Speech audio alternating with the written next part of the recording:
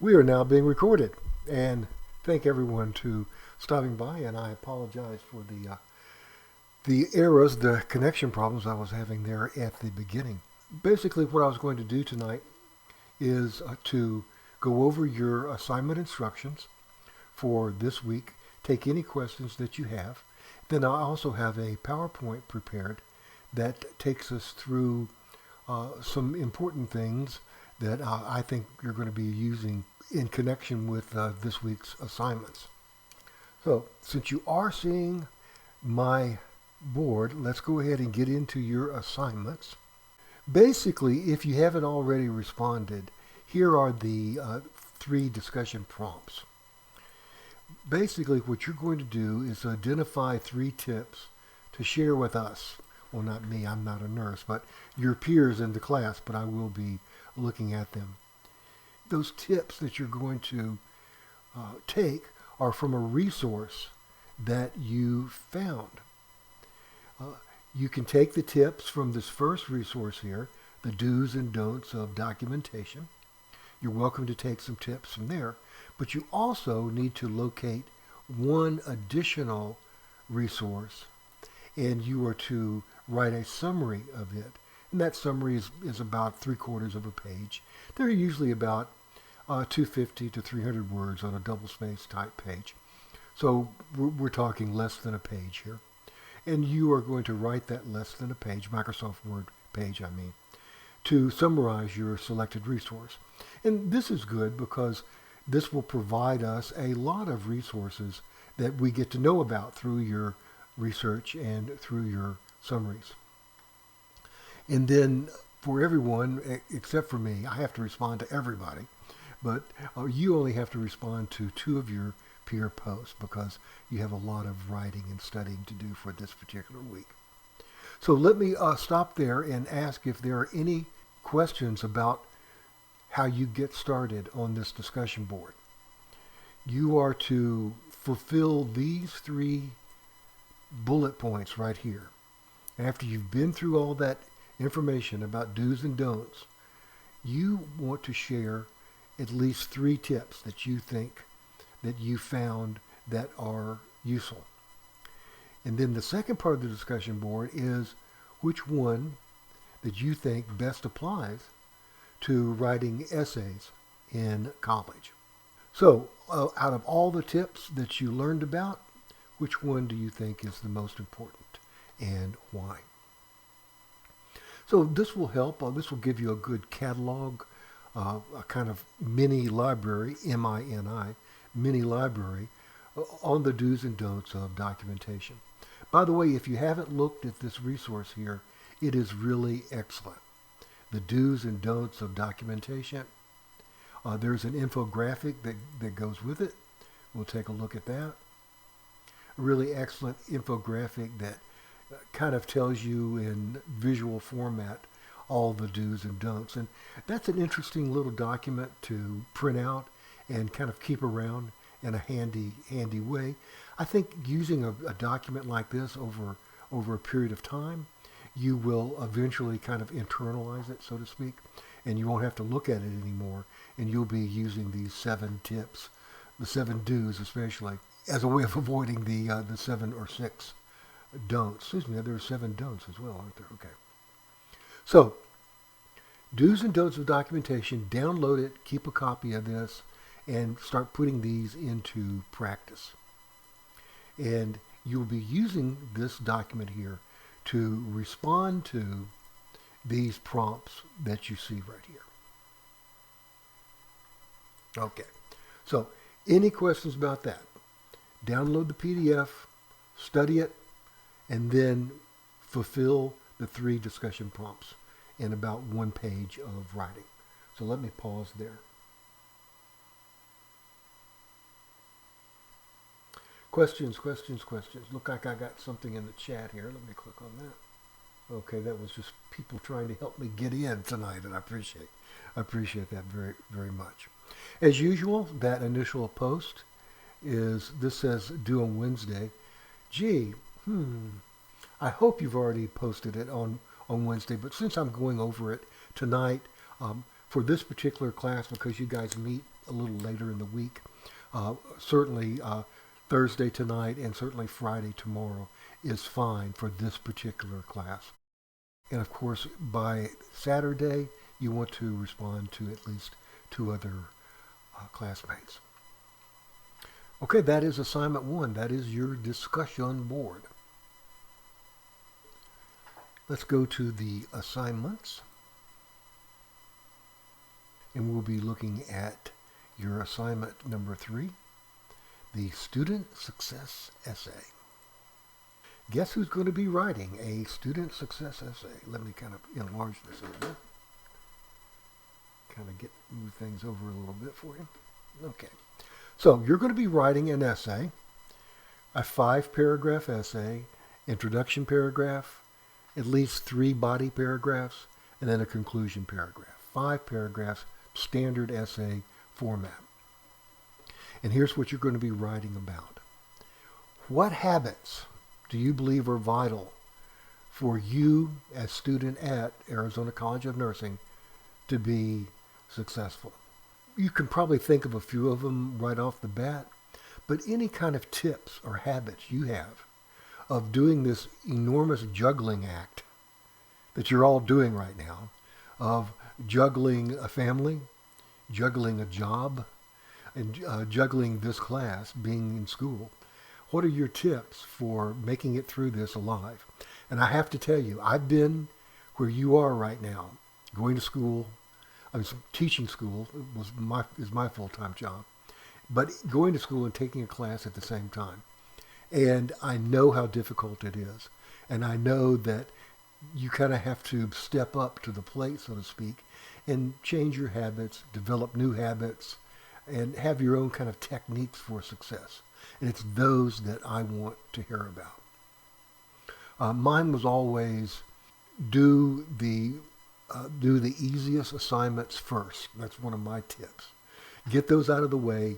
It makes you feel like you've accomplished something, and hopefully you get those out of the way and you save a big chunk of time at the end to tackle the larger assignment. That's all I'm looking for, little things like that.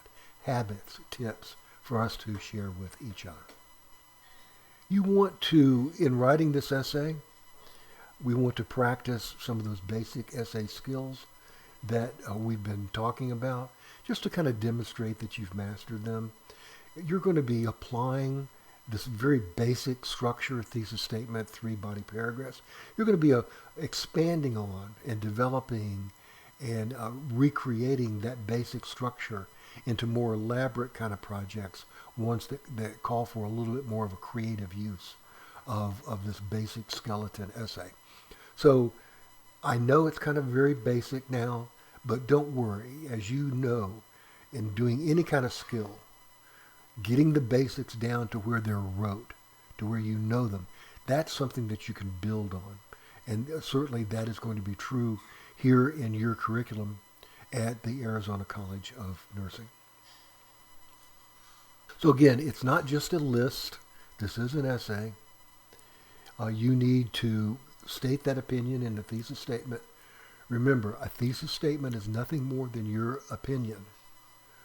What I really want to say about successful habits in school is, and whatever your answer to that question is, those are your main points. That is your essay. But it is basically an answer to your opinion of something, your take, your slant, your particular point of view. That's what a thesis is. You know that of the 20-something students in this course who are going to be writing an essay on what it takes to be successful in college, you guys are not going to have the same essay. You're not going to have the same points. Some will be in common, many will not. So that's what we mean by opinion. It's your unique take, your unique slant. Again, here's that basic 5-paragraph formula. I believe X because of 1, 2, and 3. The 3 reasons, and each of those reasons become a body paragraph. And I'm going to share with you in the videos the basic structure of a 5-paragraph essay. And there is a definite formula there. There are certain words that you use in your topic sentences, first, second, third. There's certain repetition of words, the key words of your assignment that you repeat in each topic sentence. In other words, there's a real formula to writing these things. Yes, it is a formula. But remember, you're memorizing a formula so that you can build on it. Just like Mozart memorized the rules of sonatas, allegro, andante, andante, allegro. And then Mozart did wonderful, marvelous, magical things with it. But he started out with a basic formula, and that's what you're doing. And here's that basic description. You're going to write 1 to 2 pages describing habits of successful students. You're going to set it up like the 5-paragraph essay, the thesis being the last sentence of your introductory paragraph. And you want your thesis to at least hint at. There are 2 kinds of thesis statements, broad and narrow.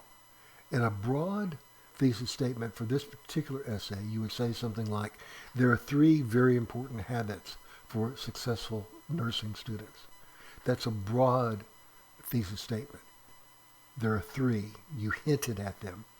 The narrow thesis statement is much more difficult to write, and I would not advise it unless the teacher explicitly requires it. The narrow thesis statement is where you have enough skill at writing a thesis that you can include all of your main reasons in the thesis statement. The 3 most important habits for nursing students to develop in order to ensure success are time management, empathy, and whatever they are. Don't quote me on those. I was just making it, giving them off the top of my head. But that's the difference between a broad thesis statement. You don't enumerate the individual points of the essay, in a narrow thesis statement. As always, you're going to be held to what I call GPS. It's not a global navigation system. It's grammar, punctuation, and spelling, the big 3 of writing. Now, you do want to find an expert quote or statistic that's going to require in-text citations. Now, does everything have to be from a library? No. However, I think it's a very good idea for you to actually go to the library and find an authoritative article on what it takes to be a successful nursing student or a successful student in general, and to actually get your information from that. You could also get a quote from someone who is an authority, someone with whom you have a conversation. There is a very particular way at APA to cite an expert that you talk to verbally. And if you want to do that, by all means, do so, but just make sure that you look up the APA format for documenting something that you are using from a conversation. As usual, let's practice good APA style, which means a title page. There have been a couple of people who've turned things in without a title page. It's my guess, because I've taught for many years at a number of institutions, there are going to be some professors in your future who require a standard APA title page. There will be those who give you a format for a title page, and there will be those who really don't care. So all I can do in this course is kind of prepare you for the APA scenario that you are to encounter, which is a title page. That's with the running head up top in the, your title page is something that's going to vary throughout your career. But here we want an APA title page. That's your page number up top right-hand corner. And then your info block centered in the exact center of your page. And that's your title, name, date, assignment, school, etc. The due date you've already seen, Saturday at 11:59 p.m. by Saturday. Okay, let me stop there. That was me kind of holding forth on this